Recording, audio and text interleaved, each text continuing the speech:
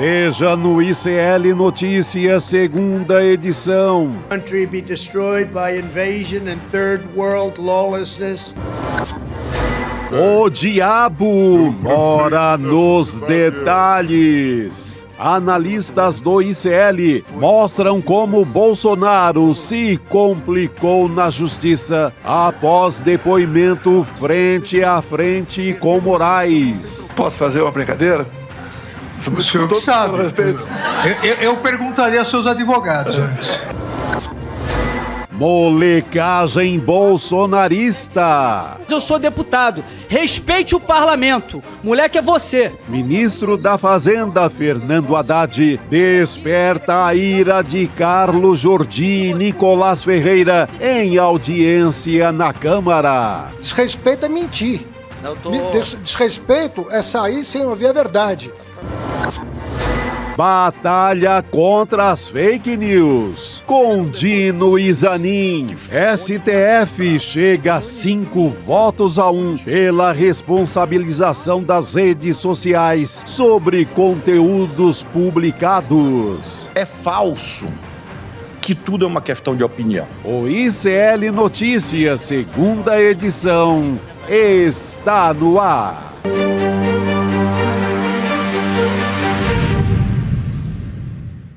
Olá, boa tarde. Seja muito bem-vindo, seja muito bem-vindo. O ICL Notícias, segunda edição, está no ar. Estamos ao vivo nos canais do Instituto Conhecimento Liberta, Eduardo Moreira, também no canal da Voz Trabalhadora no YouTube. Boa tarde para você que chega pela Pop TV no Rio Grande do Sul e também pela Web Rádio São João, nos ouvindo pelas ondas de rádio de Quixadá, diretamente do Ceará.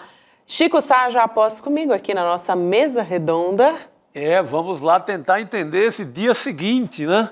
Dia seguinte ao depoimento desastroso, na minha modesta opinião, do senhor Jair Bolsonaro.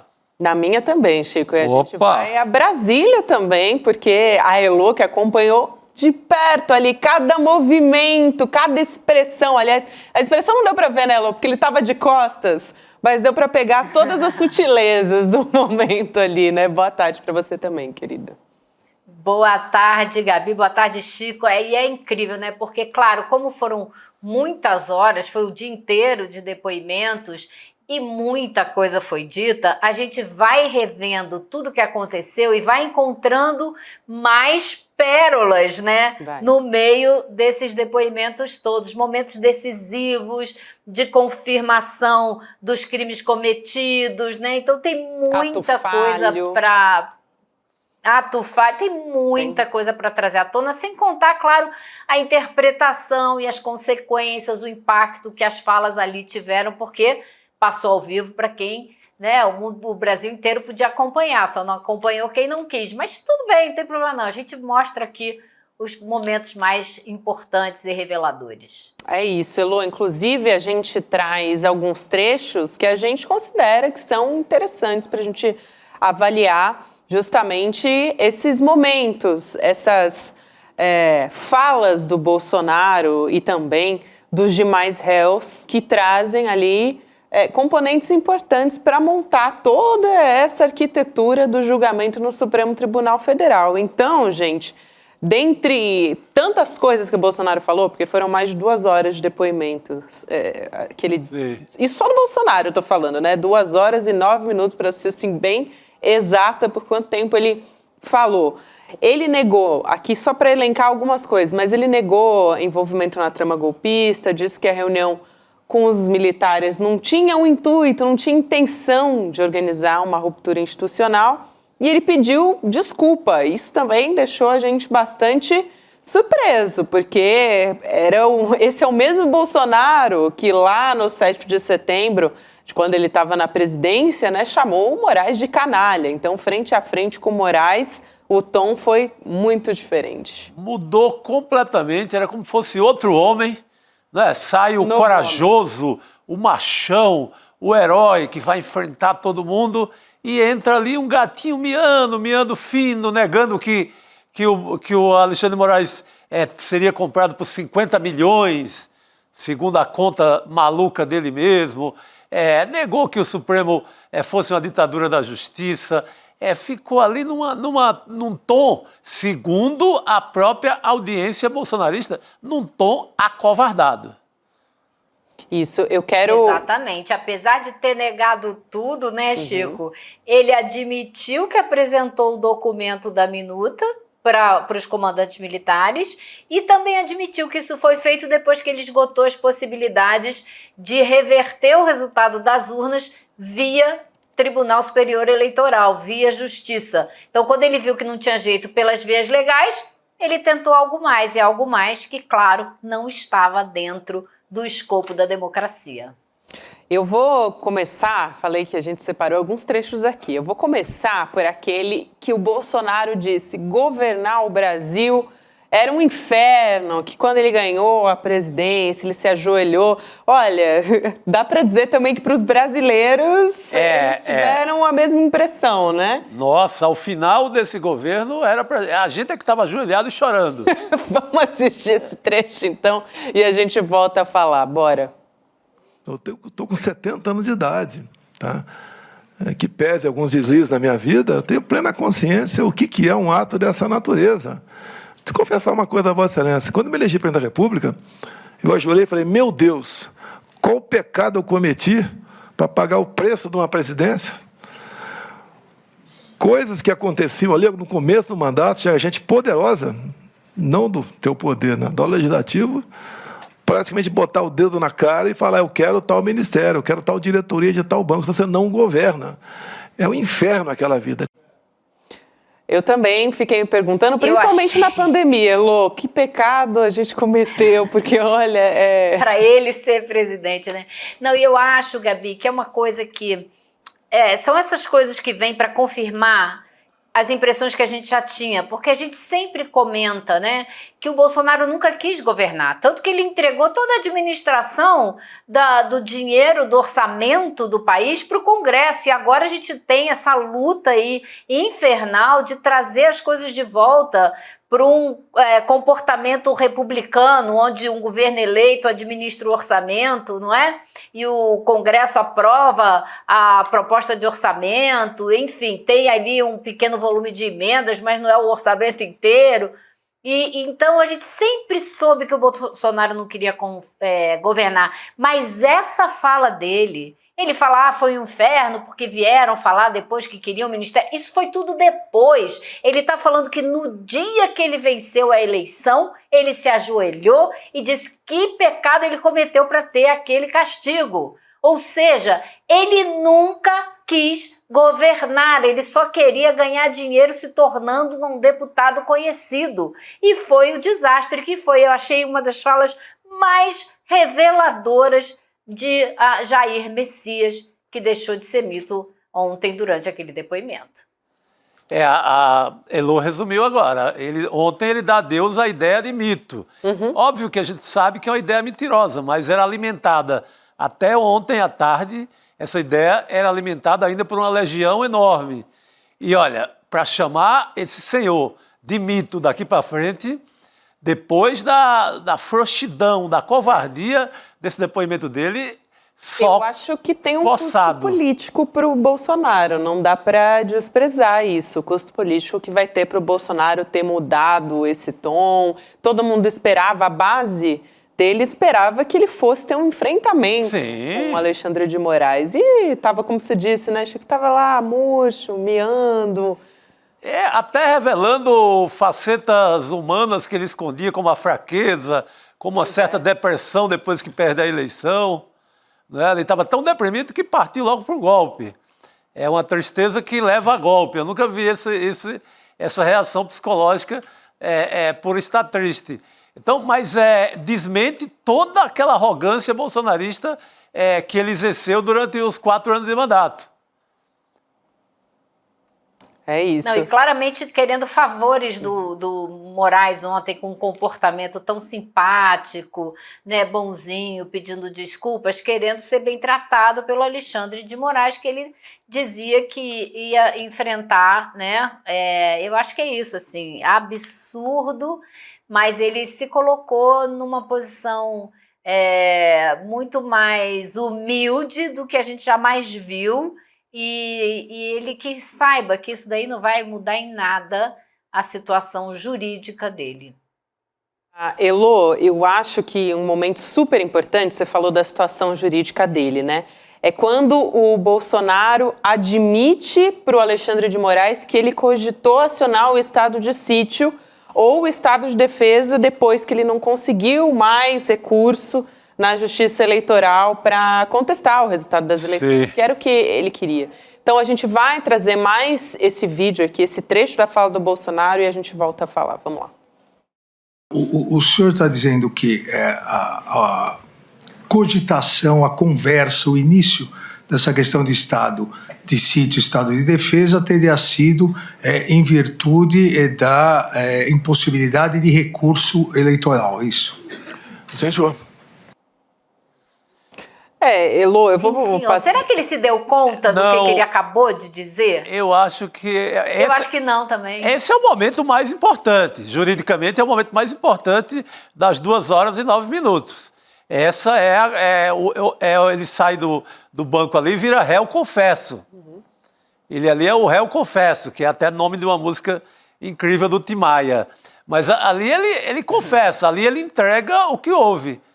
Ele tentou qualquer recurso para contestar as urnas, não achou a tal da fraude, que incluiu até encontro com o hacker de Araraquara, toda aquela patifaria, não deu certo. Agora vamos jogar duro, vamos lembrar 64 e vamos tentar estado de sítio, GLO, chame que nome chamar.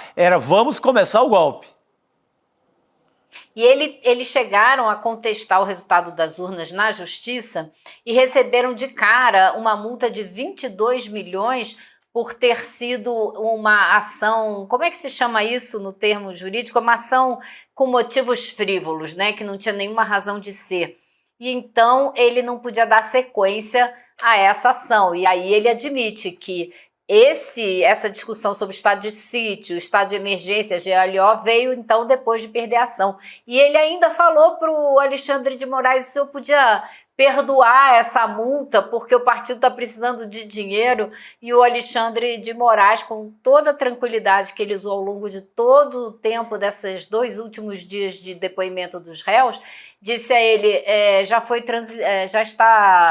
como é que se diz? Já foi trânsito em julgado, já teve. Então, não tem mais para onde recorrer. E o Bolsonaro nem disso sabia, porque realmente ele é um gênio.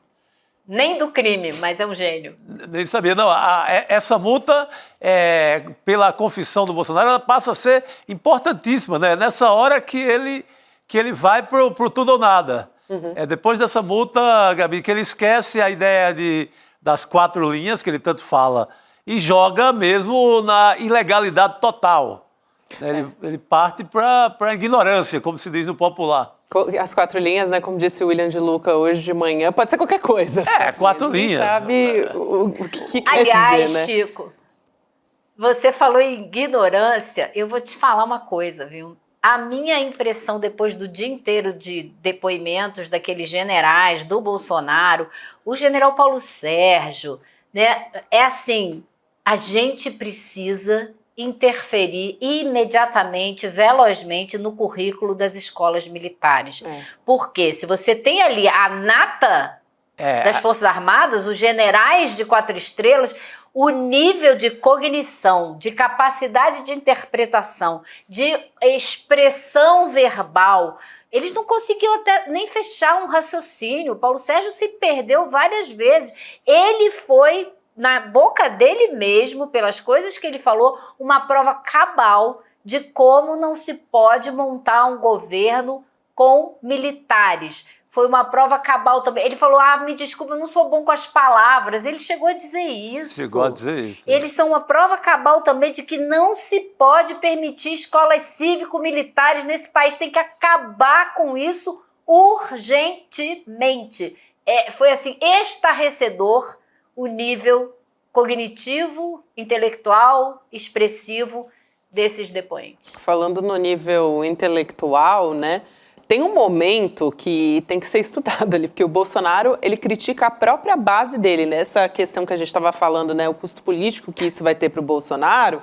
tem um momento ali que ele chama de malucos. Ele fala, esse povo aí que vai pedir intervenção militar são malucos. Enfim, esquecendo, né, todo o histórico dele, exaltando o brilhante Ustra no Congresso, dizendo que a ditadura matou pouco, o filho dele também exaltando o AI-5 no passado. Enfim, vamos assistir esse trecho e a gente volta a falar. Vamos lá. Não, e ele mesmo, que estava discutindo ali. um golpe ali, um Estado de Direito, Estado de Emergência, GLO, no mesmo momento. Exato. É uma loucura. Vamos lá dar uma olhada. Agora tem sempre os malucos ali que ficam aquela ideia, né, de AI-5, intervenção militar, que as Forças Armadas, os chefes militares jamais iam embarcar nessa, porque o pessoal estava pedindo ali, até porque não cabia isso aí, e nós tocamos o barco, né? Então, me desculpa, respeitosamente, Vossa Excelência, não estimulamos nada de anormal. Vocês viram a imagem meio desfocada do Heleno atrás dele fazendo assim? Até o Heleno, que falou.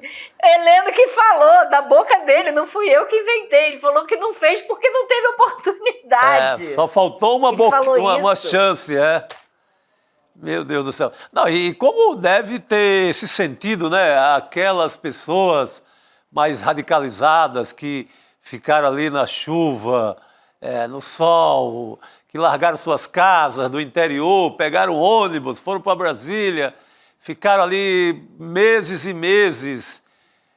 Aquele senhor do caminhão ficou na frente do para-choque do caminhão, arriscando morrer lá descendo ladeira abaixo ali na Serra da Russa, em Pernambuco. Que memória que você desbloqueou agora. Aquele patriota da banguela ali daquele caminhão, meu Deus do céu. Como é que é chamado de maluco agora, né? Ele queria dar a vida pelo Bolsonaro e agora é chamado de maluco. Gente, a que ponto chegamos? Eu posso, assim, acho que a gente trouxe aqui, falamos muito a respeito disso, vamos voltar a esse assunto ao longo do ECL Notícias segunda edição, mas eu queria trazer aqui também, ainda tem coisas importantes acontecendo em Brasília. Por exemplo, o ministro Fernando Haddad batendo boca na Câmara dos Deputados, durante uma audiência ali com deputados bolsonaristas. Aconteceu agora há pouco, a gente trouxe a Marina Silva ali sendo ofendida, enfim, sofreu ataques misóginos durante uma sessão. Agora foi com o Haddad, né? Ele chamou, quando ele deixou assim os deputados, os parlamentares ali do bolsonarismo muito chateados, para ser bastante educada aqui, porque ele chamou de molecagem o comportamento do Carlos Jordi, do Nicolas Ferreira. Enfim, eles fizeram até perguntas, esses dois que eu citei, só que aí eles abandonaram a sessão até antes de receberem as respostas. Então, a gente vai tocar aqui esse trecho para ter uma ideia de como é que foi esse debate. Vamos lá. Esse tipo de postura, esse tipo de molecagem de Nicolas e Jordi, que correram do debate, não vai adiantar. Quem sabe eles apareçam aqui ou ouçam essa gravação no YouTube, para ver se aprende um pouco de conta pública. Não vem aqui querer cantar de galo na Câmara dos Deputados, porque você é ministro, mas eu sou deputado. Respeite o parlamento. Moleque é você. Bem, eu pediria aos deputados que tivessem calma com as palavras e etc. O ministro falou que houve uma molecagem de sair, então não chamou ninguém de moleque. Então pediria aos deputados... Quero pedir que retire das notas taquigráficas as ofensas e acusações pessoais que ele fez. das notas taquigráficas as suas palavras de moleque que referiu ao ministro. Não, ou o senhor retira dos dois, ou não retira de ninguém. Peço que retire. Ou o senhor retira dos dois. Peço a vocês que a gente tenha condições de continuar. Bom, o bicho pegou, né? Porque eles fizeram pergunta. Primeiro que todos os dois pegaram uma lista de informações todas falsas. Começaram a falar da economia brasileira só com números mentirosos, todos eles. E apresentar um quadro da economia brasileira totalmente errado. E aí o Haddad sentou, ouviu tudo e quando eles acabaram de perguntar, Quando ele ia responder, eles já tinham saído da sala, eles saíram, não esperaram a resposta, o que é uma grandíssima falta de educação, para dizer o mínimo, mas uma prova de que não estavam interessados em debate algum, nem de ouvir as propostas do governo.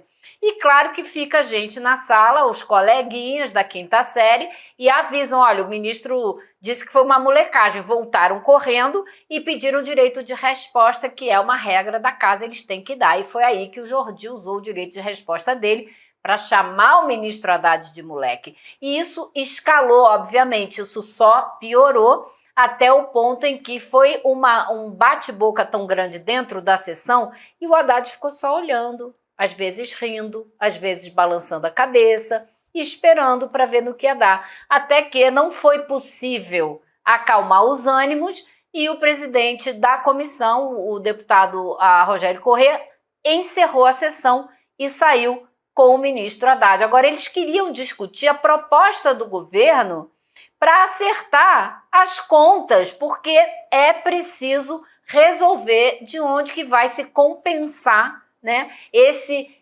aumento do imposto do IOF, que o Congresso não quer aceitar de jeito nenhum, e o governo está dizendo, então tá, para eu continuar respeitando a regra fiscal que a gente acertou, que o Congresso aprovou, que é o arcabouço fiscal, foi aprovado pelo Congresso, para eu ficar dentro dessa regra, a gente vai ter que tirar dinheiro de algum lugar, não tem jeito. E eles não querem discutir. Agora, eu acho que tem mais gente no Congresso que vai querer discutir. Esse pessoal foi ali para fazer cena, exclusivamente para fazer cena, esperando o Haddad sair, melar a sessão para o Haddad sair, para ficar como ficaram ali batendo na mesa, chamando ele de fujão, quando ele ficou ali para debater e eles não quiseram ouvir. Eles queriam queimar o Haddad, né? Não era debate. Isso, a última coisa, isso é um debate sobre essa questão. Eu quero trazer a fala do ministro Fernando Haddad, Chico, até para passar para você depois. Mas ele dizendo justamente, gente, esse comportamento não favorece o debate de forma alguma. Então vamos ouvir a fala do ministro Fernando Haddad. Vamos lá.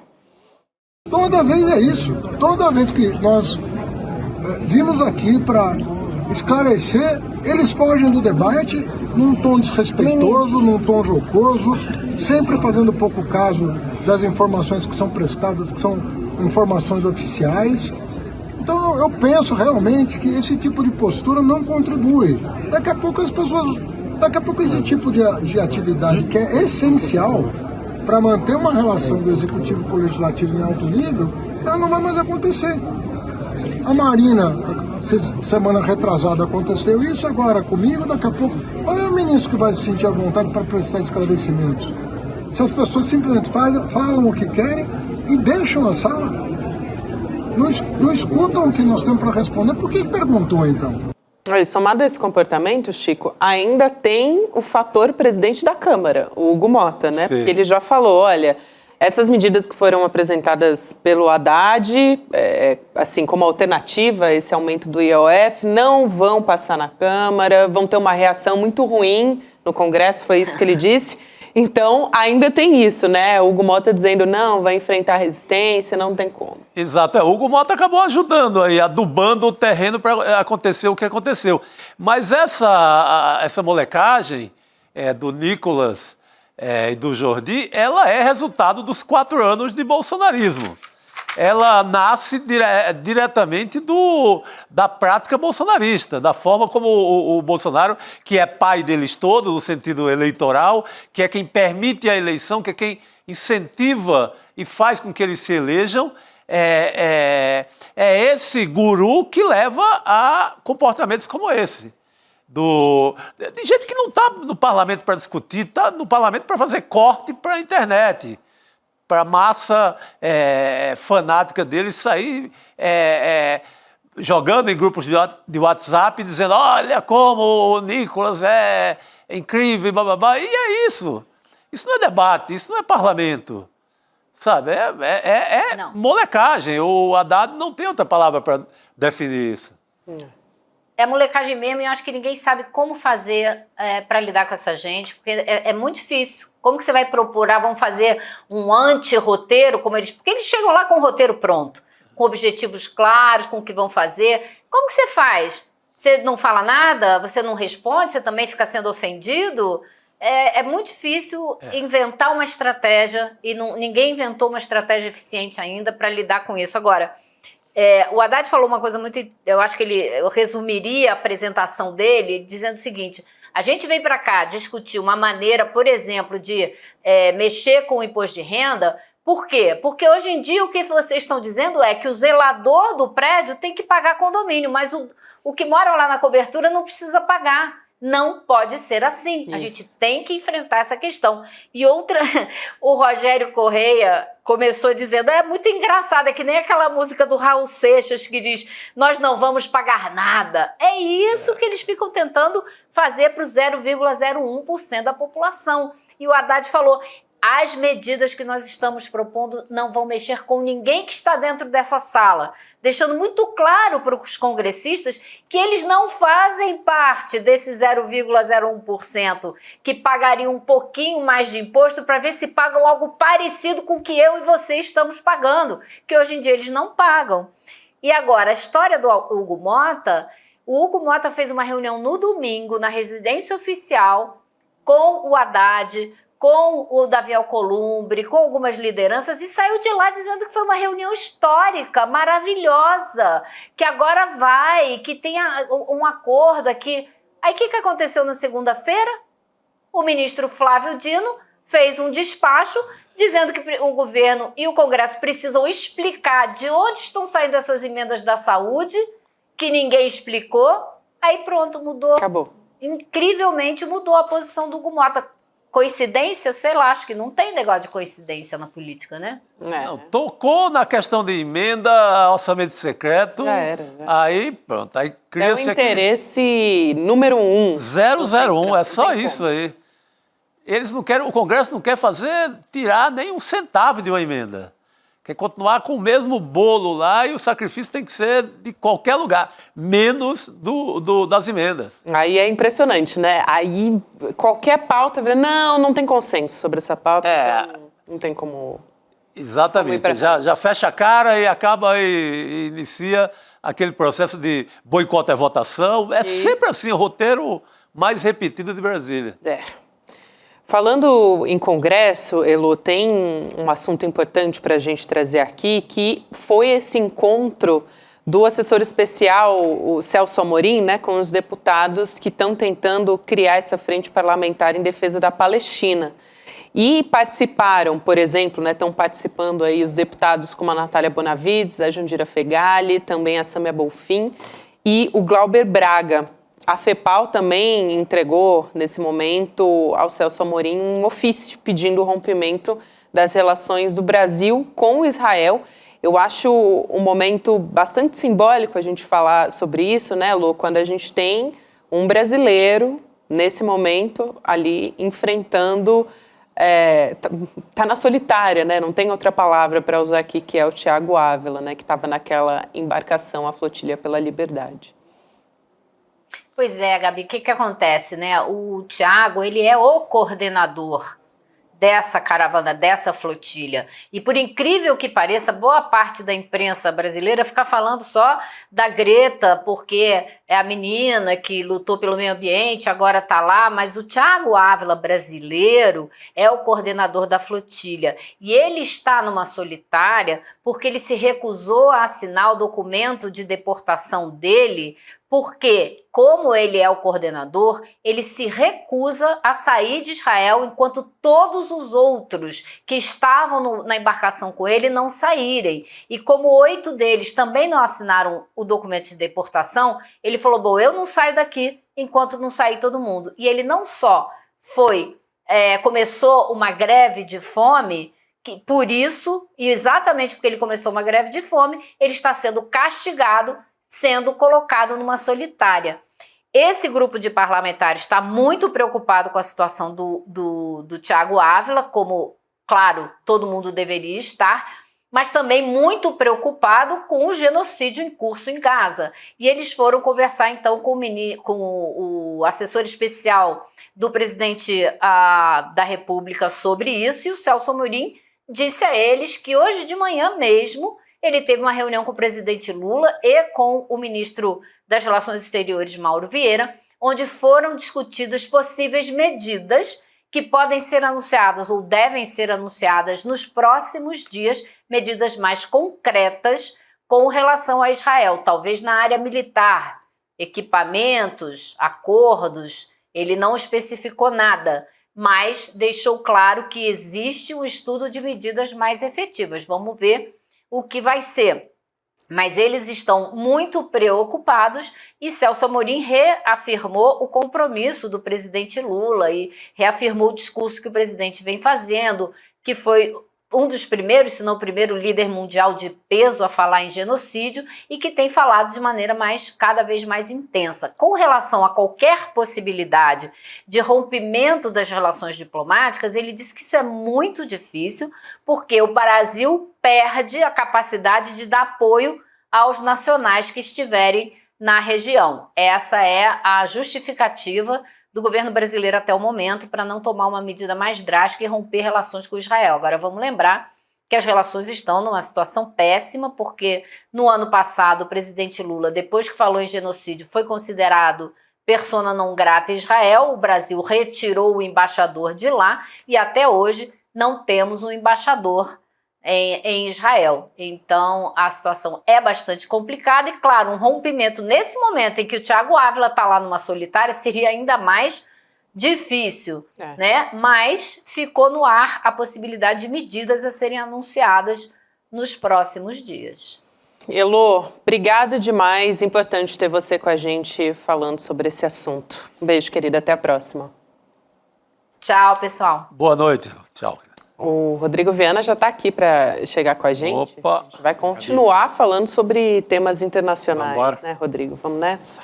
Gaza e também Estados Unidos em chamas, né? Aliás, é nessa que a gente vai, mas antes posso chamar já nosso convidado? Você aqui, que manda, Gabi. Junto contigo? Boa noite, Chico. Boa noite, querido. Nem te dei boa noite, né? Porque Gabi. a gente falou a tarde inteira aqui. A gente conversa Aí é na como redação. se a gente já estivesse junto aqui, mas oficialmente na frente das câmeras. Mostrar uma certa educação para o nosso público. Nossa, que mal educada, né? Essa apresentadora. Não, Tem um você outro não é. apresentador, Você não dá nem boa tarde. Gentileza total. Que é isso.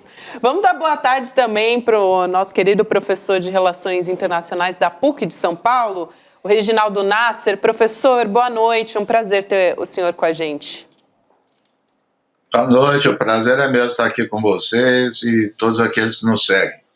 Professor, a gente queria trazer para a pauta aqui, a gente estava falando de assuntos relacionados a Gaza, mas também a situação em Los Angeles, que está bastante tensa, né? A gente teve, desde sexta-feira, a cidade tomada ali por protestos contra essas operações do governo Donald Trump, né? Dos agentes da imigração da ICE, que é esse serviço, assim, só para dar a sigla direitinho, né? O Serviço de Imigração e Alfândega dos Estados Unidos.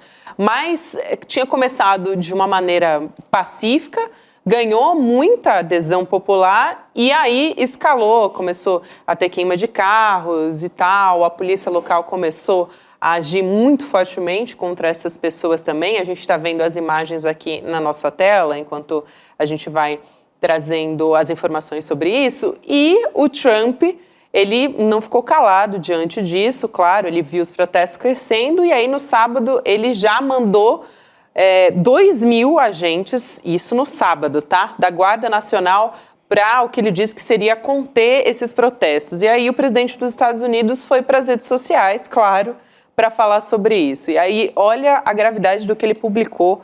Já quero ouvir o professor a respeito disso, mas para a gente dar uma ideia de como o Donald Trump está falando a respeito disso. Ele disse, Los Angeles, outra hora uma ótima cidade americana, foi invadida e ocupada por imigrantes ilegais e criminosos. É isso, ele classifica dessa maneira. Gangues violentas e insurgentes estão se aglomerando e atacando os nossos agentes federais para tentar impedir as nossas operações de deportação, mas esses tumultos ilegais fortalecem a nossa determinação. E aí ele diz que ele está instruindo a segurança interna do secretário de Defesa e a procuradora-geral a tomarem as medidas necessárias para libertar Los Angeles do que ele chama de invasão migrante. Eu achei assim, é claro, a gente já sabe qual que é a característica e como o Donald Trump tem esse discurso muito verborrágico para falar dos imigrantes. Mas é realmente impressionante, né? Assim, eu, pelo menos, fiquei impressionada, mais uma vez, com essa gravidade do que ele diz, professor. Quero ouvir sua avaliação. Bom, em primeiro lugar, eu acho que o início de tudo isso a gente sabe quando foi. Logo, nos primeiros dias da posse do Trump, se eu não me engano, no primeiro ou no segundo dia, e já se esperava isso, as suas primeiras medidas radicais foram em relação aos migrantes. Então, isso é um tema clássico da extrema-direita em todo lugar do mundo, e em particular da extrema-direita americana, né? Quer dizer, o migrante é o invasor, é o bandido, né? Que é o que ele falou aí, agora há pouco que você leu. De lá para cá, as medidas só foram intensificando, não só em número, né, atingindo o número de imigrantes, mas na intensidade, eu diria, no espetáculo, né, com humilhação das pessoas, colocando-as numa situação extremamente, para não dizer o mínimo, desconfortável, como eu disse, humilhação. Então, ele vem instigando isso propositadamente. Mas todos esses movimentos saíram pacificamente. E eu destacaria o seguinte: o governador tentou entrar em acordo, conversar com esses movimentos, e se chocou com o Trump. Então, para além dessas questões, há um problema institucional grave nos Estados Unidos, entre o governador de um estado importante e o Trump. Ele discorda do Trump. E o que o Trump fez? O Trump enviou a Guarda Nacional. Está ameaçando enviar fuzileiros navais. E na mensagem que você leu, se perceber ali no final, ele nomeia para atuar nisso o secretário de Defesa. Ou seja, isso é guerra. O secretário de Defesa nunca foi acionado para isso. Guarda Nacional é no limite, não tem um ator armado. Sim, houve reação da população, nós vimos cenas assim, aviltantes. Nós vimos um policial, ou da guarda, eu não sei, mas deliberadamente dar um tiro numa repórter. Ela estava de costas. Nós vimos retirar crianças. E houve uma reação. Mas a reação, se a gente for ver, de qualquer insurgência no mundo. Pedras. Coloca fogo em casa. Não viu uma arma, não viu um tiro. Né? Então, enfim, tudo isso daí é um tumulto que ele cria, gosta de criar e vai surfar em cima disso. Porque é no momento, inclusive, que ele está perdendo apoio entre aliados. As suas medidas de sanções pelo mundo atingindo uma parte da elite americana. Então, isso tudo é muito esperado, porque desvia a atenção. Mas lamentável, a situação dos Estados Unidos não vai bem de jeito nenhum. A gente vai chegar lá também, Rodrigo. Eu só queria aproveitar que ele falou sobre a reação do governador para trazer aqui justamente a fala dele. Na sequência, eu vou passar a palavra para vocês também. Mas então, o governador da Califórnia foi quem respondeu, né? O Gavin Newsom, e acusou o Trump de inflamar propositalmente esse conflito. A gente está vendo aí o tweet na tela, ele falando: eu solicitei formalmente que o Trump, né, o governo Trump, revogasse esse envio ilegal das tropas e devolvesse ao meu comando, né? E aí ele diz: a gente não tinha problemas até o Trump se envolver. Isso é uma grave violação da soberania de Estado. Isso é muito importante porque o professor Nasser ressaltou isso, né? Ele está inflamando tensões e, ao mesmo tempo, retira recursos de onde são realmente necessários. Ele diz: revogue a ordem, devolva o controle à Califórnia. E aí é que o Trump, Rodrigo, ele dobra a aposta e ele ordena, né, um adicional de 2.000 membros da Guarda Nacional da Califórnia. Não, eu ia chamar a atenção para algumas coisas. Boa noite, professor Reginaldo Nasser. Primeiro, me chama a atenção que os manifestantes saem para as ruas lá da Califórnia com as bandeiras dos seus países de origem, né? Sim. Então, há uma sensação de que você não é mais parte dos Estados Unidos. Você tem que resgatar a sua cidadania de origem. Então, se a gente puder colocar de novo aí na tela, os manifestantes marchando na Califórnia com bandeiras do México, eu vi bandeiras de Honduras, Aí, ó, tem da Palestina também, apareceu um Free Palestina ali. Mas do lado direito da tela você via muitas dessas bandeiras tricolores mexicanas. Aquela azul e branca ali no fundo, eu acho que é Honduras ou Guatemala. Passou meio rápido, eu não consegui ver. Mas então, o resgate de símbolos dos latino-americanos. E o vocabulário do Trump, a hora que ele diz as gangues, a Califórnia era um lugar legal, Los Angeles era uma cidade boa, até chegarem as gangues de criminosos que vieram de fora. É a velha gramática da extrema-direita, né? Como já foi feito com os judeus. Você tem que sempre identificar um inimigo, alguém que está ali dentro da sua sociedade, mas que é visto como um elemento que não devia estar ali, um elemento externo.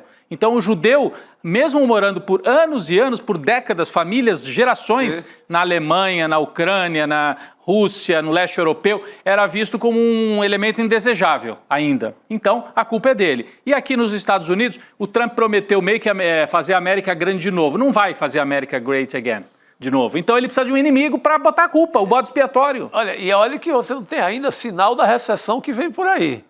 Imagina quando juntar esses protestos com uma recessão que vai atingir o seu próprio eleitorado. E, Rodrigo, já tem 24 cidades já levantadas. Las Vegas, Seattle, Nova York, Atlanta e Chicago, entre as maiores. E Força Nacional também para o Texas. O Trump vai ordenar agora também Força Nacional para o Texas, que é base onde ele é muito bem votado. Então, isso não vai ficar só nesse cenário que a gente está vendo agora. Em Nova York teve manifestação relativamente grande, Gabi. A gente viu as imagens de hoje. Não sei se nós temos as imagens aí de Nova York, em frente ao prédio da administração federal, pessoas se manifestando também contra o governo. O que muda, né? O que é diferente em relação ao nazismo, ao fascismo, é que, por enquanto, ainda bem, a gente não tem milícias civis atuando em apoio a esse discurso extremista do Trump. É o poder de Estado indo para cima dos imigrantes. Felizmente, a gente não tem ninguém atacando loja de descendentes de mexicano, de latino, né? Mas é um perigo isso aí. É um perigo, porque ele vai insuflando, ele vai dizendo, inimigos são eles. Né? Inimigos são eles. Então, é um quadro bastante complexo e perigoso. E o que o Chico falou, o momento mais tenso e pior da economia ainda nem bateu, porque esse tarifaço dele vai ter consequências também, né, Gabi? Eu queria ouvir o professor Nasser com esse componente econômico também, que o Chico lembrou aqui pra gente, professor. Antes disso, em cima do que você observou, Rodrigo, eu diria o seguinte: nada será uma surpresa se essas organizações começarem a atuar, essas organizações de extrema-direita. Os Estados Unidos, e isso quem diz é o FBI, os Estados Unidos tem centenas de organizações de extrema-direita, nazifascista, racista, registradas. Inflamado desse jeito. Estados Unidos, como o acesso a armas é muito fácil. Então, há um histórico, sim, dessas organizações, dessas milícias de extrema-direita atuarem. E que o Chico falou é uma questão clássica, questão econômica. Isso vai insuflar mais ainda. Ou seja, a Barbara Walker, que é uma cientista política norte-americana, interessante que eu a seguia há um tempo atrás, porque ela é uma especialista em conflitos internacionais. Aí, há cerca de 2 anos, ela publicou sobre os Estados Unidos. Aí todo mundo estranhou. Ela está mudando de área de especialização. Não, é que o conflito está dentro dos Estados Unidos. Então, ela vislumbra uma grande possibilidade dos Estados Unidos entrar no processo de guerra civil. Há uma tendência para isso. Então, você veja, além dos movimentos e tudo mais, o conflito com o governador, os conflitos institucionais, com a justiça. Então, a sociedade americana está dividida, porque não vamos também ser tão otimistas assim, porque a gente sabe que essa extrema-direita está enraizada na sociedade americana. É claro que a gente vê e torce para que ela não vença, para que ela não seja hegemônica. Mas ela é muito forte nos Estados Unidos. Aqueles Proud Boys, lembra? Que fazem manifestações, são gangues, né? Vamos dizer, milícias de extrema-direita assim chamados Proud Boys, que são apoiados pelo Trump, fizeram campanha pelo Trump, e o Trump disse que eles são ok, que ele quer o apoio dos Proud Boys, que é proud de orgulho, né, orgulho branco, contra o que eles consideram que são os indesejáveis, os afrodescendentes e latinos e asiáticos e tudo mais que não seja o branco clássico dos Estados Unidos, Gabi. Eu queria aproveitar, né, seguindo a linha do que vocês falaram aqui, e trazer uma fala do Donald Trump ontem. Era para ele ter feito um discurso de celebração, são os 250 anos do Exército dos Estados Unidos. Só que, ao contrário disso, ele resolveu mobilizar as Forças Armadas contra o estado da Califórnia, justamente porque ele está também nessa briga pública via rede social com o governador, né? Então ele faz um ataque bastante sério ali à democracia dos Estados Unidos. A gente vai assistir esse vídeo também. Vamos lá. And before going further, I want to say a few words about the situation in Los Angeles, California. Have you heard of the place? Where I've deployed thousands of National Guard troops and hundreds of Marines to protect federal law enforcement from the attacks of a vicious and violent mob. And some of the radical left, they say, oh, that's not nice. Well, if we didn't do it, there wouldn't be a Los Angeles. It'd be burning today, just like their houses were burning a number of months ago. Generations of Army heroes did not shed their blood on distant shores only to watch our country be destroyed by invasion and third world lawlessness here at home, like is happening in California. As Commander-in-Chief, I will not let that happen. It's never going to happen.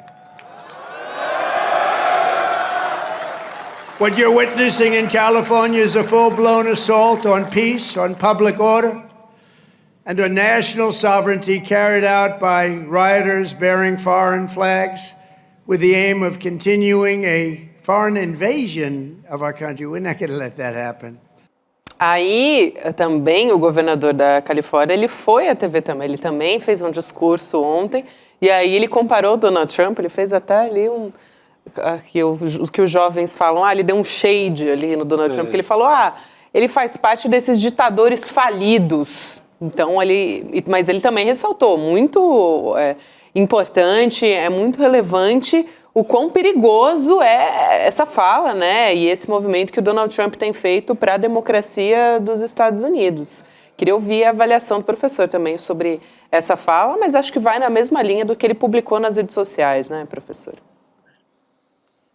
Sem dúvida. E aí essa fala também, eu falei, será que eu estou ouvindo direito ou lendo?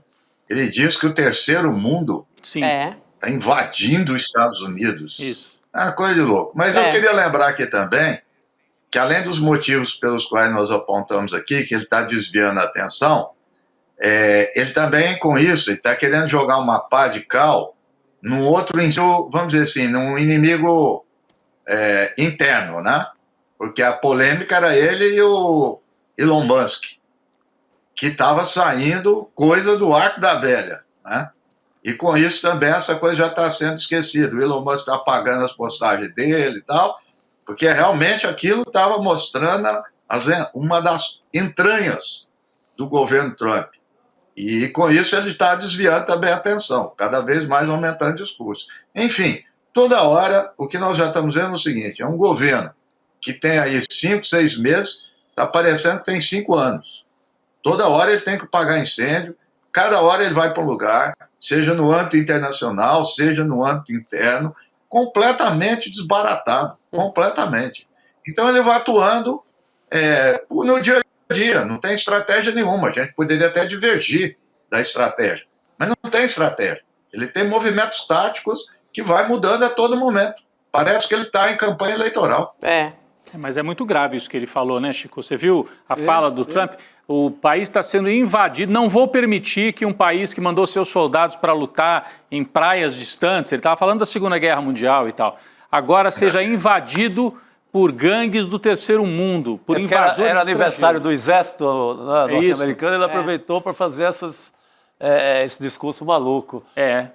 Mas é perigosíssimo, né? Que ele está carimbando o inimigo interno. Para começar a aparecer gangue de extrema-direita querendo eliminar, matar, né, latinos, não falta muita coisa. Nós estamos na beira realmente de um momento perigosíssimo. Mas tem uma coisa que o professor falou, e eu queria chamar a atenção rapidinho para mais uma notícia que o professor pode comentar com a gente antes de ir embora, que é sobre essa falta de estratégia do Donald Trump, essa guerra comercial, né, que ele, principalmente com a China, ele teve esse embate, agora está tomando um contorno assim que é bastante curioso da gente observar, né, porque ele ficou ali taxando a China por bastante tempo, aumentando, né, a aposta, dobrando a aposta toda hora, e hoje ele disse que firmou um acordo comercial com a China, que está fechado, aí a tarifa, né, estabelecida de 55% sobre importações chinesas contra 10% em produtos dos Estados Unidos. E aí o Trump foi para as redes sociais, basicamente, comemorar, né, o relacionamento é excelente, ele publicou, enfim. E aí depois ele falou que ele está trabalhando junto com o Xi Jinping para abrir a China para o mercado dos Estados Unidos. Acho que é interessante a gente trazer isso para a pauta também, né, professor? Depois de atacar diretamente a China, não vou nem falar cabo de guerra, porque a China estava meio que respondendo à medida que os Estados Unidos estava indo com tudo, né, para cima da China. Não, bom exemplo que você traz, porque se a gente olhar as duas grandes potências em competição, a China tem um caminho, o mesmo objetivo a médio e longo prazo. Ela não muda diante desse objetivo. Os Estados Unidos, ao contrário, é uma oscilação permanente. É uma diferença gritante entre essas ações internacionais dessa grande potência. Veja, o Trump hesita lá na questão em Gaza, ele vai criar uma Riviera, depois não vai criar mais, ele vai expulsar os palestinos, depois ele quer a paz, aí ele aproxima o Netanyahu, deixa o Netanyahu, vai com os governos árabes, Ucrânia é a mesma coisa. Então, é uma biruta de aeroporto. Era a expressão da minha cidade do interior que eu usava sempre. Então, ele vai aos trancos e barrancos, né? Então, com isso, os Estados Unidos fica descoberto de estratégia. E outra coisa importante, mesmo os aliados dos Estados Unidos passam a desconfiar, porque ninguém sabe o comportamento dele. Como é que você vai ter um aliado que age permanentemente de forma aleatória? Então, é um grande problema para os Estados Unidos e a sua liderança no mundo. Professor, muito obrigada. É sempre um prazer receber o senhor aqui com a gente, tê-lo com a gente. Até uma próxima. Um grande abraço. Obrigado. Abraço, até mais. Até mais. Até. Já havia protestos ali em torno do professor, já havia protestos. A gente tinha que liberar o professor, ele já estava ali cobrando, né? Vamos lá, gente, vamos lá. É o cachorrinho, né? O cachorrinho do professor Reginaldo Nasser. Agora, a gente estava falando, teve um momento ali que o professor falou, né, sobre os amigos, os inimigos, sobre a base, né, Chico? Você também falou sobre isso, o momento que a base vai deixar de apoiar o Donald Trump.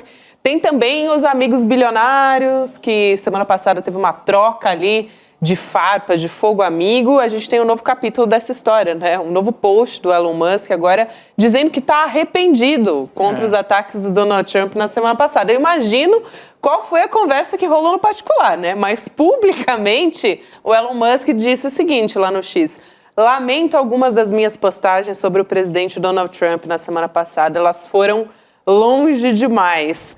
Vocês lembram que na semana passada o Elon Musk comparou o Trump, né, aliás, associou, né, comparou não, mas ele associou o Donald Trump ao Jeffrey Epstein, né, que é acusado de tráfico sexual. E a partir disso foi um festival de imagens do Trump, imagens pedófilas, assim, abertamente. Isso circulou nas redes. Circulando, assim, mas no mundo inteiro, fotos reais, e eu creio que houve uma negociação. Ao mesmo tempo, o Trump ameaça na grana, faz uma conta ali e ameaça tirar subsídios das empresas do Elon Musk. Então, acho que chegaram a um acordo e, olha, eu seguro aqui o meu material que te acusa, inclusive de pedofilia, e você mantém a minha grana intacta e por aí vai caminhar a velha América. Que decadência, né? Que decadência. Decadência absoluta do Império Americano, mas decadência sem elegância e decadência com arma atômica, né? E com muito poder ainda de causar danos. Então, perigosíssimo ainda.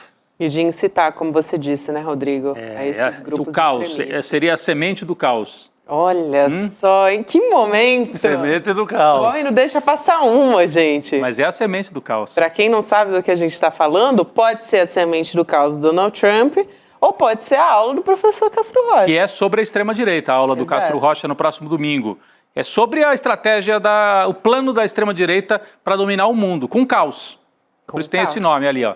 A semente do caos, a aula máquina do professor Castro Rocha, que é um craque, né? É um craque, é uma sorte nossa ter o professor aqui semanalmente analisando as notícias, né?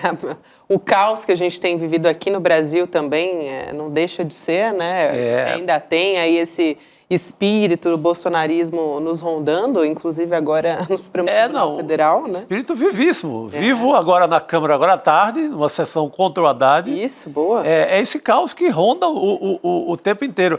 E o professor Castro Rocha, ele tem o dom, a sabedoria, assim, de antecipar muita coisa.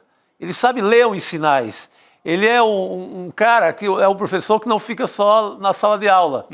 Se tem uma manifestação de evangélicos pró-Bolsonaro, ele está lá, lendo os sinais, tentando decifrar os discursos. Ele acompanha na rua e estuda a fundo o que é a extrema-direita e o perigo que a gente está correndo todo dia. Então, essa aula é imperdível. É isso. Ele é um estudioso mesmo da extrema-direita. Estudioso, inclusive, in loco. Ele frequentou os congressos, conversou já com muita gente. Então, o professor vai dividir essa aula com a gente no dia 15 de junho, que é domingo agora, 8 horas da noite. Então, vem com a gente, se inscreve em sln2.com.br, 2 segundinhos do seu tempo para você garantir que você vai assistir a sua aula com o professor Castro Rocha e junto com o Eduardo Moreira também, que vai estar ali na mediação, conversando com o professor. Eu não perco de jeito nenhum, gente, porque o professor Castro Rocha, assim, qualquer 5 minutos de fala com o Castro Rocha parece que eu fico mais inteligente. Por a capacidade de antecipar. Ele acompanha a extrema-direita não só no Brasil. Na matriz do Trump, ele está lá também com o olho aberto o tempo inteiro, para ver o que estão copiando aqui, o que estão tentando implantar no Brasil. Então, esse cara é imprescindível. É isso. Vamos chamar também a Cristina Serra para continuar essa conversa junto com a gente, olhando para temas internacionais também que são importantes. Cris, boa noite para você. É bom ter você com a gente, querida.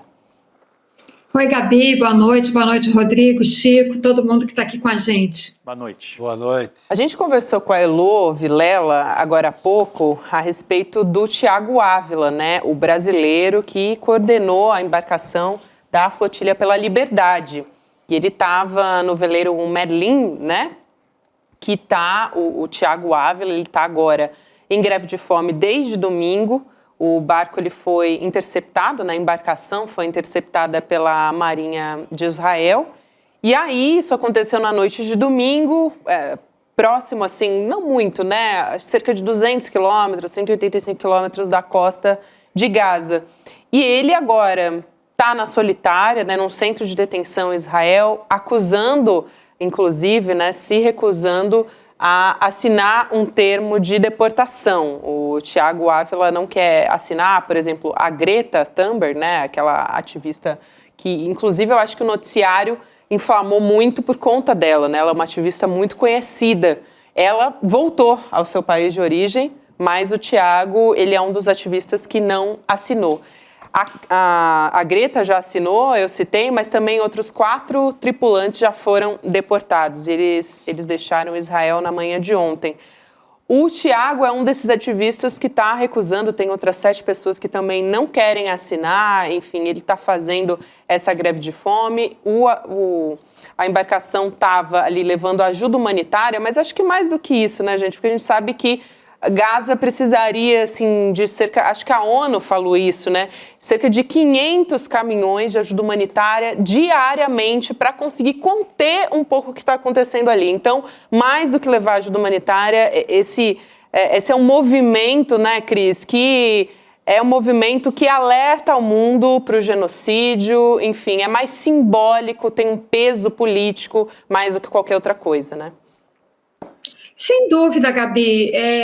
Ninguém em sã consciência estava achando que a ajuda humanitária que eles estavam levando na flotilha seria suficiente para acabar com a fome em Gaza. E nem é responsabilidade dos ativistas isso, né? Isso aí é a responsabilidade do Estado de Israel, que está praticando esse genocídio que a gente está assistindo lá. Evidente que o que os ativistas queriam fazer e fizeram e conseguiram foi chamar a atenção mais uma vez para a catástrofe humanitária que está acontecendo em Gaza, inclusive correndo alto risco de vida, né, e de uma série de transtornos, como agora os ativistas que não aceitaram assinar a deportação, como o Tiago e mais alguns outros, estão enfrentando, inclusive agora com essa informação dele estar sendo mantido numa solitária. Agora, eu tenho lido muita coisa que tem saído a esse respeito, e as informações às vezes um pouco imprecisas, né, não completas, mas uma das leituras que eu fiz há pouco sobre esse assunto aqui antes de entrar é que Israel já teria decidido mudar o processo de deportação ou de expulsão desses ativistas, né, e que eles não precisariam assinar um documento, mas eles seriam expulsos de Israel de qualquer maneira, talvez até em função da greve de fome, enfim, porque, embora a gente saiba que Israel, um Estado que move uma guerra contra mulheres e crianças, é capaz de tudo, inclusive de fazer qualquer coisa com esses ativistas que estão em seu poder. Mas, enfim, são ativistas pacíficos de outros países, de outras nacionalidades. Então, pode ser que Israel não queira, de fato, esticar a corda e aí talvez mude esse processo de deportação, que eu, particularmente, acho que a flotilha cumpriu seu papel, os ativistas cumpriram seu papel e temo pela integridade física e mental deles, portanto, a melhor coisa, de fato, seria o Tiago e os outros ativistas serem deportados, voltarem para os seus países, para as suas atividades, porque ficar sob a tirania, o jugo tirânico de Israel, de fato, não é a melhor opção para eles. Eles cumpriram seu papel, né? Chamaram atenção mais uma vez para o que está acontecendo em Gaza e acho que, sinceramente, em prol da segurança deles, o melhor seria eles voltarem para casa. É isso. Cresce também a pressão para que o governo brasileiro rompa relações, né? A gente comentava isso mais cedo, né? Aqui, acho que com a Elo, né? A Heloísa Vilela também comentava isso e tudo, mas que o Brasil teria uma dificuldade, diz que romper relações acaba não sendo bom, porque veja, como é que você vai tratar os brasileiros que ainda moram lá, né? Mas... o país já está sem embaixador em Israel. Sim.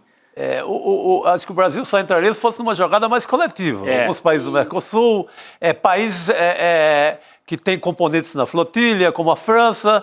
Então o Brasil isolado nessa parada também não sei se diplomaticamente é um bom negócio. Acho que não é muito da tradição brasileira. A professora Arlene Clemecha, por exemplo, eu conversei hoje com ela, ela defende um embargo econômico e é isso, coletivamente. Sim, e aí dá outra força, né?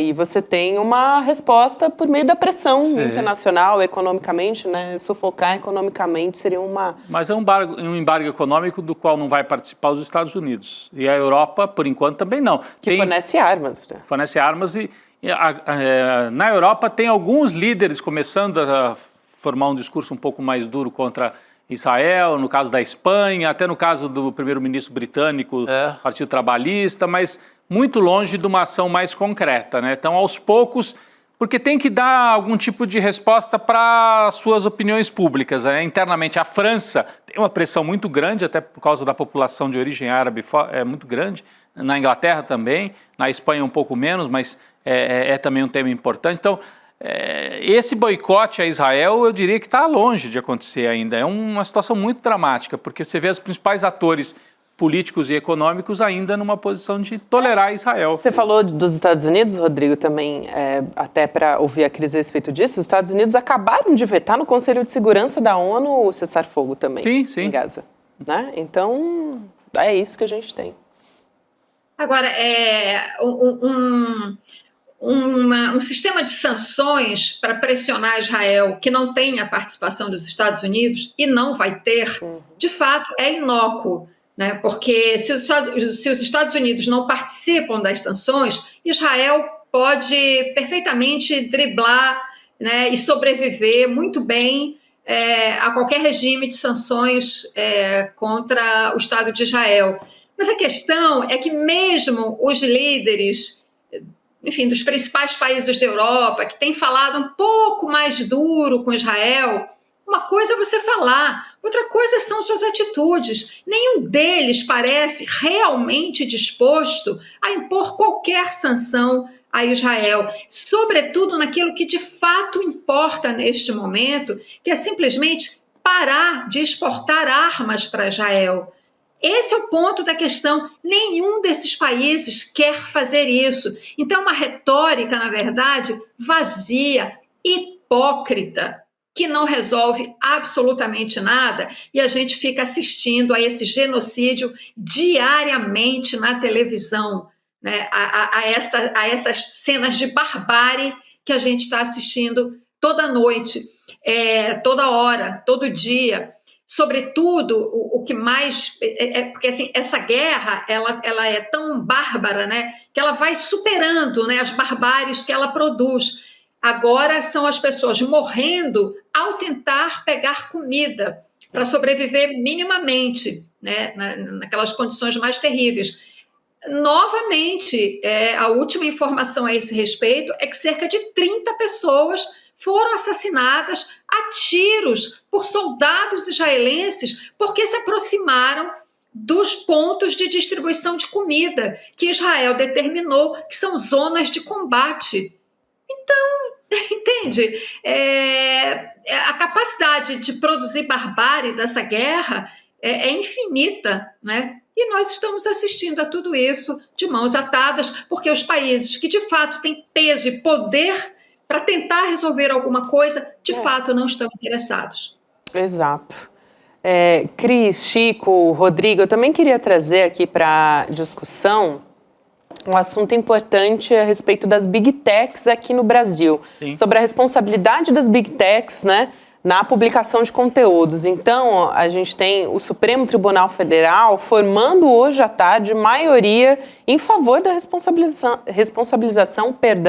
das Big Techs pelo conteúdo publicado pelos usuários. Então, votaram a favor. A gente tem aqui o ministro Dias Toffoli, Luiz Fux, Flávio Dino, Cristiano Zanin, também Gilmar Mendes e o presidente Luiz Roberto Barroso.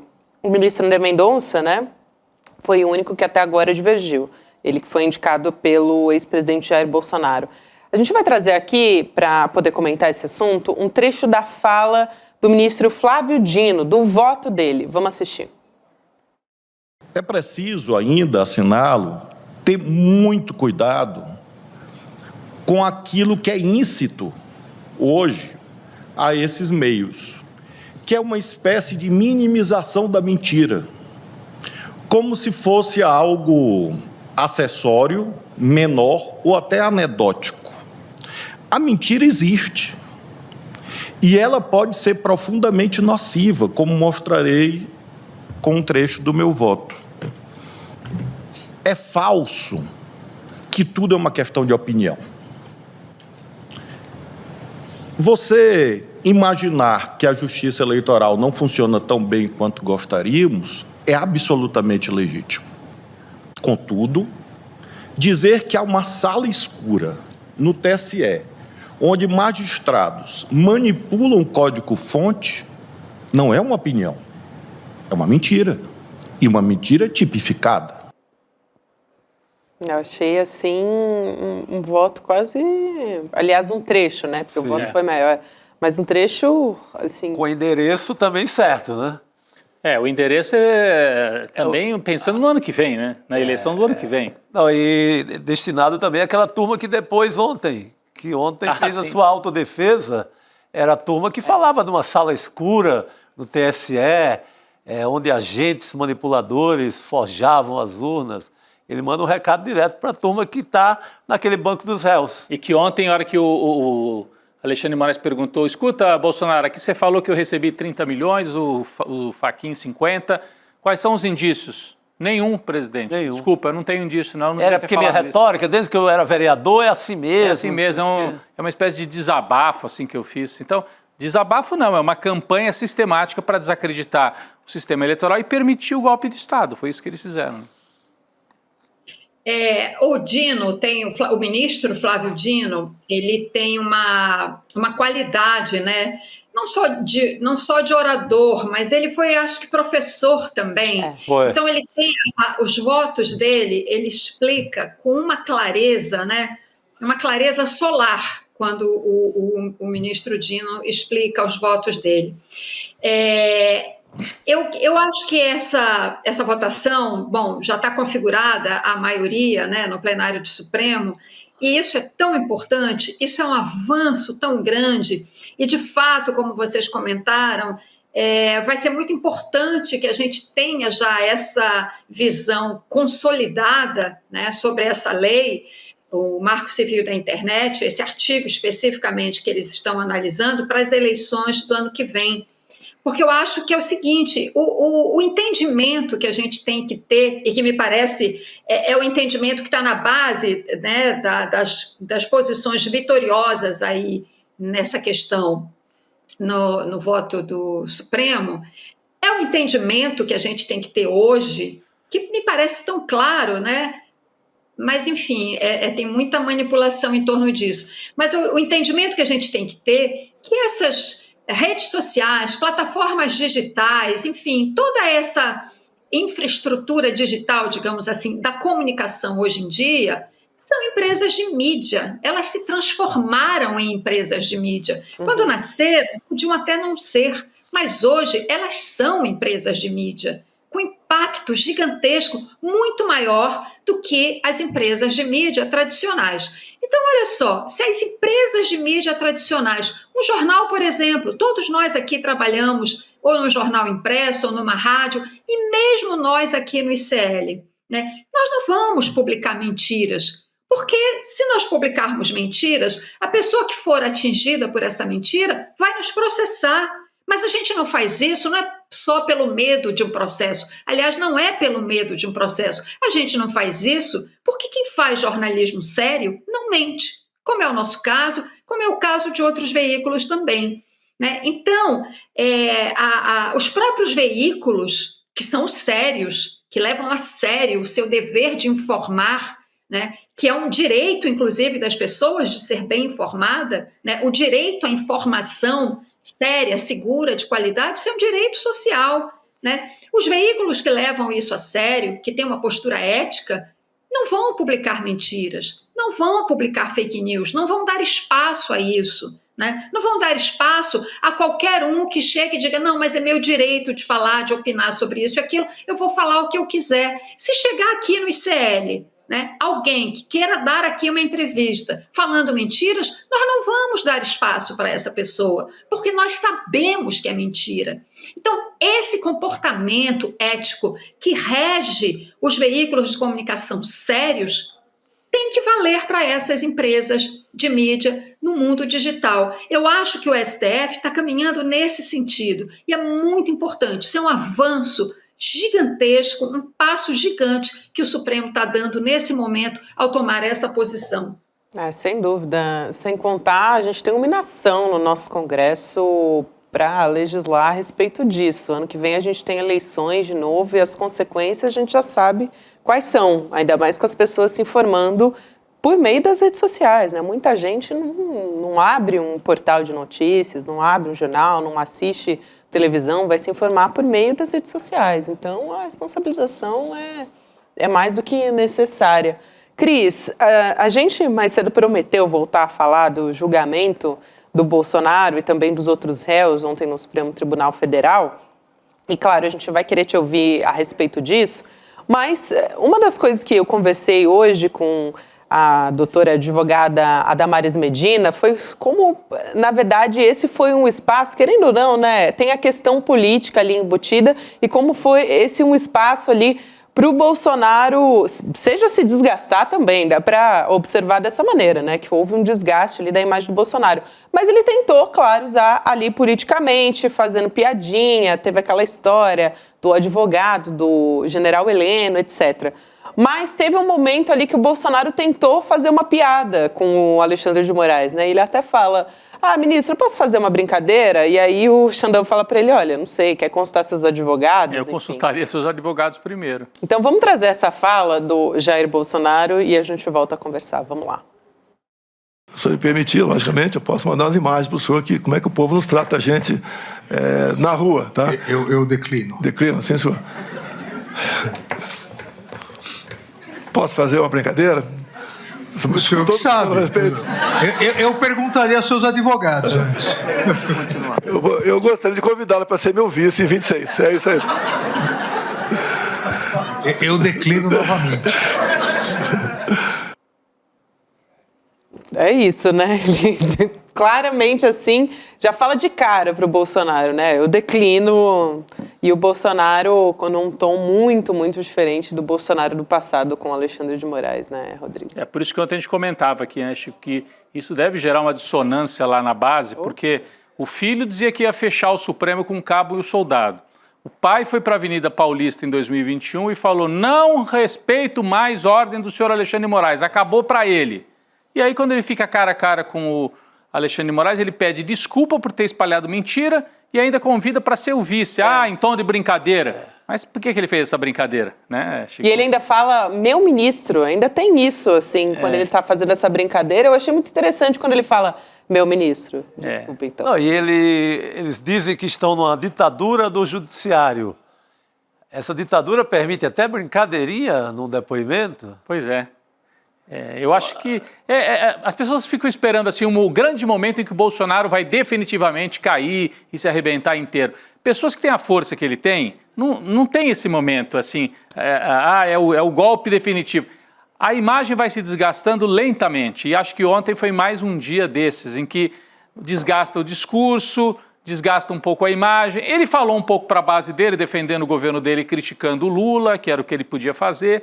Mas do ponto de vista jurídico, a nossa avaliação de que ele se enrolou bastante, porque confirmou aquela reunião em que foi mostrada a minuta, né?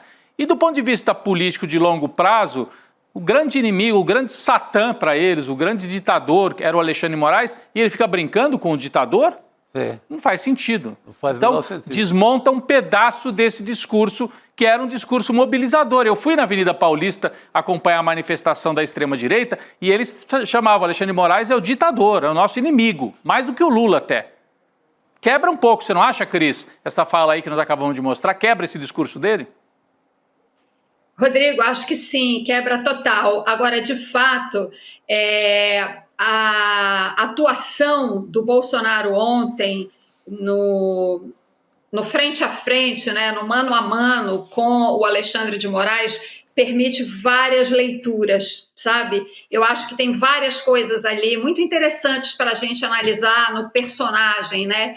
Mas, de fato, do ponto de vista político, a análise bem política que nos interessa, eu acho que você tem toda a razão, porque ele se apresentou ali como, né, quase que em alguns momentos, assim, um cordeiro bem mansinho, né, diante do Alexandre de Moraes, e isso é um contraste inexplicável com o personagem quando ele era presidente, né, e durante a campanha.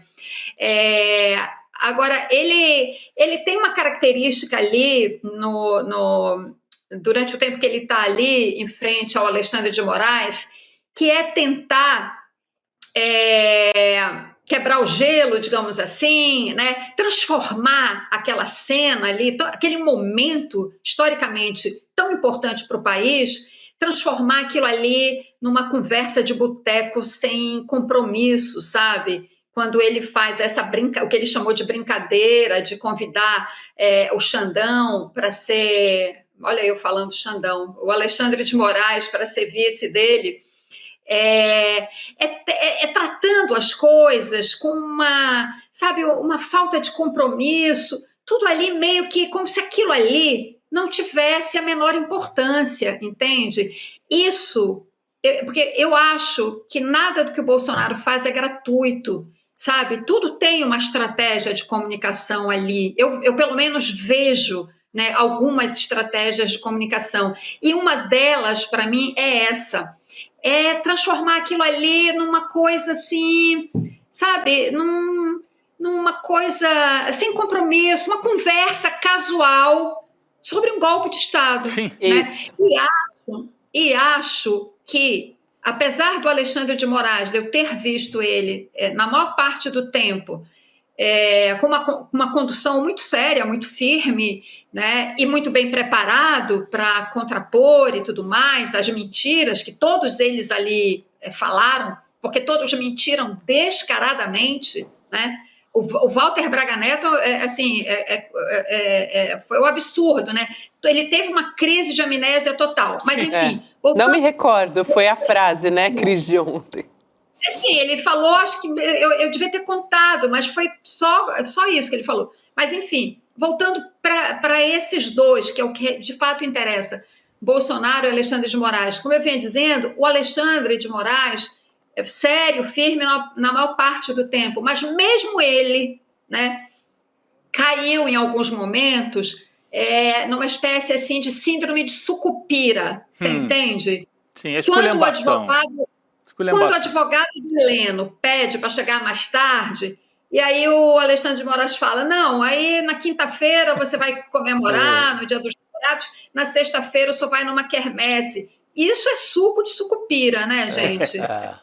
E ele, como ministro, desculpa, do meu ponto de vista, não tem que falar isso.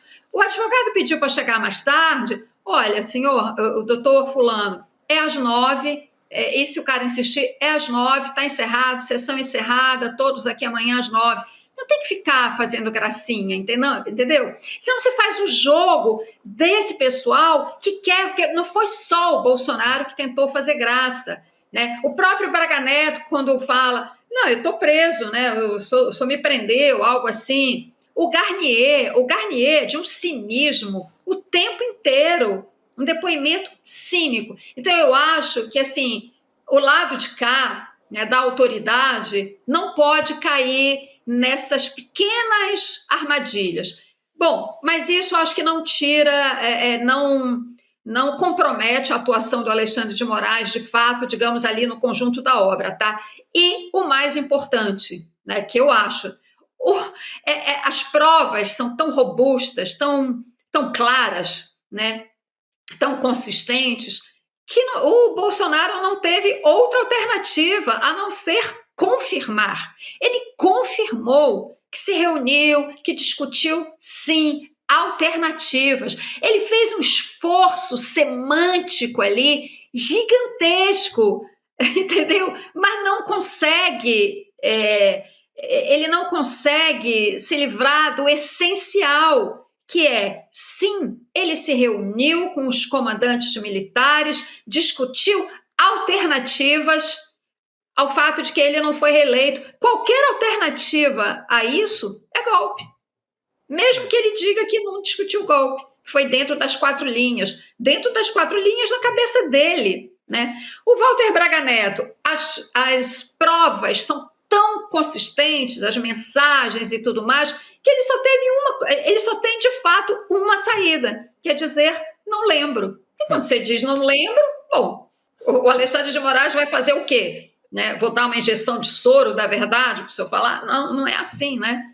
Então, para mim, jogo jogado, o Alexandre de Moraes está indo num ritmo bastante acelerado, dentro de todas as etapas do processo, mas ele tem pressa, né? E de fato, não há razão para delongas nesse processo, porque as provas são muito claras e muito consistentes, né?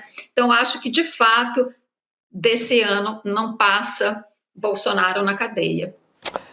Cris, ao contrário desses que você citou, o Mauro Cid estava ali até com papel, né? Ele estava constando tudo. Quem foi, né? Em que momento, qual foi a data, porque ele não pode se contradizer. Então, ele estava ali, apesar de que... ele, se fosse mentir, tinha que mentir igual ele mentiu no primeiro. Então, ele tem que mentir igual. Não pode mentir diferente do que ele tinha mentido. Os outros tinham direito à mentira. O Alexandre de Moraes falava, a cada novo depoimento, falava, o senhor tem direito a faltar com a verdade. Porque é uma autodefesa, é a hora de... tanto que inclui até desabafo. Porque é meio você redundar ali o direito mesmo à defesa. Eu quero contar uma história de mamãe lá que me fazia um bolo de fubá. Conte, meu filho. Conta, meu filho. Inclua, vá longe. E a hora que ele falou Bolsonaro, o senhor tem direito a mentir, o Bolsonaro, não me diga isso. Tem agora oficialmente? Agora oficialmente, está autorizado, né? Gostou. Cris, obrigada por hoje, querida. Bom demais ter você aqui com a gente. Valeu, Cris. Boa noite. Valeu, pessoal. Tchau, tchau.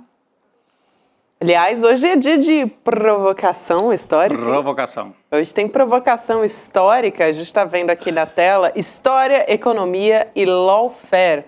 O José Cobori. Grande José personagem, Cobori hein? é o nosso convidado de hoje. Ele que é investidor, escritor, professor. Não, ele tem um canal no YouTube que outro dia eu estava assistindo os vídeos, até tive o prazer de encontrar com o Cobori aqui na redação, no dia que ele veio gravar com o Lindener.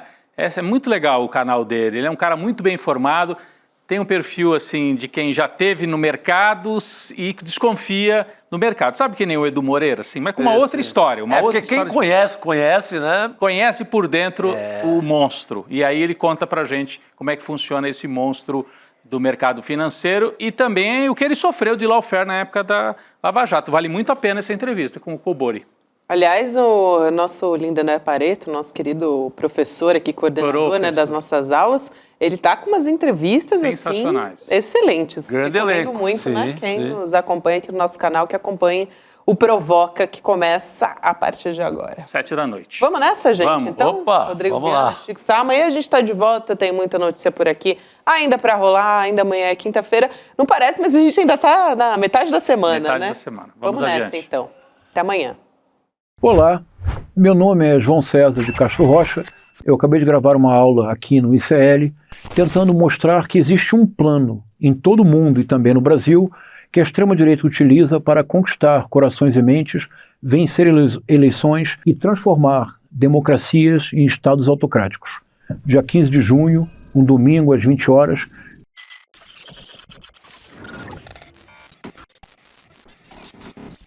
Quer saber como as notícias do dia impactam o seu bolso? Então cola comigo no Mercado Investimentos. Durante a semana eu explico os movimentos da economia e o mais importante, como isso bate na porta da sua vida. No preço da gasolina, dos juros do cartão, do aluguel e do carrinho de compras.